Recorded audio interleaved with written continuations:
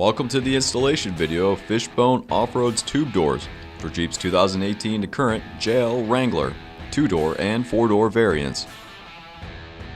Step 1.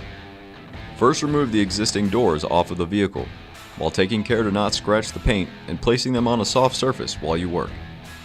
Step 2. Insert the tube doors into the Jeep's body hinges. Using a 13mm wrench or socket, secure the doors in place without over-tightening, as this may make the door hard to open. Step 3.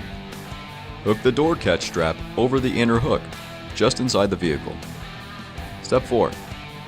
Using a 4mm Allen wrench, adjust the latch mechanism until the door closes smoothly.